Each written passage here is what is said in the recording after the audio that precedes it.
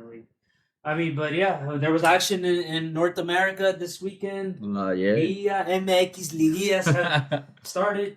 So yeah, some crazy matchups. But I want to start off with an interesting clip that I saw on Twitter, and this was hilarious. And it's Alexis Vega. Oh, okay. He's going for Toluca, takes his shirt off, starts crying, and the goal is disallowed. Yep. The goal is disallowed. Chivas goes on to win. They hold on at the Nemesio 10, and they get it done. But that was hilarious. That was, yeah. Yeah. That was so funny. That's just Alexis Vega.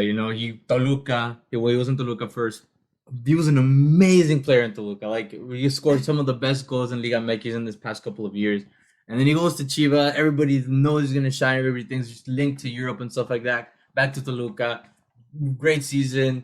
And then this happens. It was an emotional moment for him, but he definitely got teased. It's common nowadays with VAR. That's why sometimes, like, when I see players celebrating in like really passionate ways, I'm still like, dude, like, you should know better. Like you know that VAR is there and anything can happen, especially when you take your shirt off, because you're still gonna get the yellow even if it's disallowed. So don't take your shirt off. Blue America hanging on. Oh yeah. Tied one against Pachuca. I made my prediction last episode, I believe. I didn't think it was going to be this close at all. But, I mean, America in the 94th minute, crazy.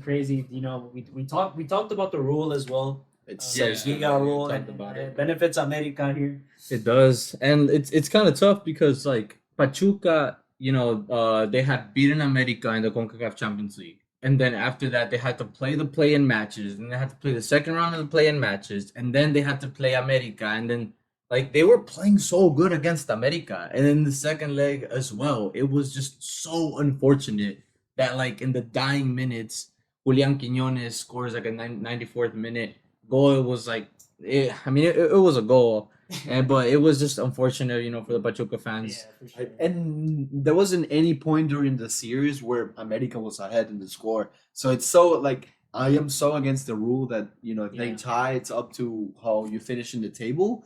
That, like, it's so, like, unlucky for Pachuca. That's just straight up what it is. Like, it's just unlucky. Yeah, I mean, the whole point of Liguilla is everybody's got an equal chance. I understand the away goal and stuff like that, okay, but then take it to extra time. If the away goal, that's kind of like the same thing that happened with the Rayados game. Rayados won, but in the first leg, it was 2-1. And then in the second leg, it was 1-1. But so Tigres had tied 2-2, but they were still losing because of, like, away goals and stuff like that. And then we scored another one, and then they had to score 2 more to get ahead. And that makes sense in a way.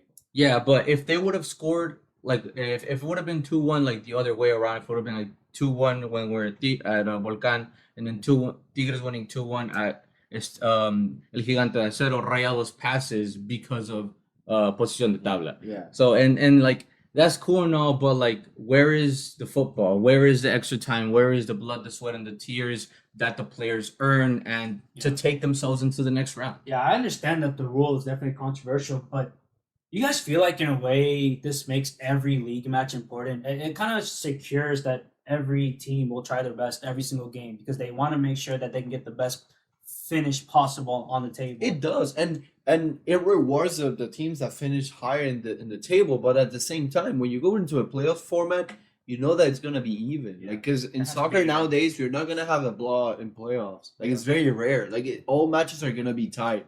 So if you're constantly being this, having the decisive factor as the league table finish, like, it's just not good for the spectator.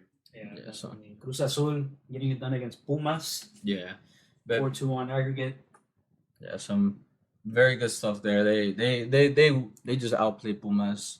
They were the better team. Yeah, over the 2 legs. And then now the semifinals are Chivas America, Clásico Nacional, which, by the way, in Mexico, like, the commentators in Tulane, Perro was like, everybody's already saying like sorry, Chivas America, sorry, Clásico Nacional, but the superior Clásico is now Clásico Regio Rayados Tigres. We just talked. We talked about this earlier in, like, another podcast, but that I feel like that like I don't watch much Liga MX, but in the few things that I've watched, I feel like the Clásico Regio has grown so much Yeah. that in compared to to the other Clásico. No, Yeah. I just think that this year they played a lot. You know, they played in the CONCACAF Champions League.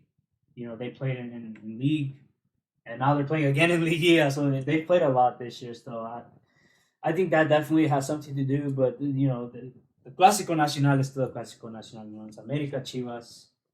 That's gonna be a crazy semifinal, and then Rayados Cruz Azul. You know, Guillermo, you want to make some predictions? Yeah, I think we'll take it over Cruz Azul just because like we've been so good defending like against Tigres. Like Tigres had like a handful of chances, and after that they couldn't get into that final third. We were intercepting those balls in the midfield, and we've been doing that all season. Our and then that's another thing. Like Dan Ortiz, our coach, we were playing like a 4-4-2 against Tigres. We were doing well, but then Tigres adapted, and then we adapted into a 4-2-3-1, and then after that we just dominated the game. Yeah. Both Guadalajara and Monterrey are below Cruz Azul and America, so they have to push for the wins in those games because they know that if they tie, they're gonna be eliminated. So it will be interesting to see what happens in these matches. Yeah, it's definitely gonna be a good time. Rayados Cruz will play today at 6, and you already know I'm gonna be watching that. Yeah. So it's yeah, we'll definitely gonna be keeping up with the Liguilla updates. But as we go across the border,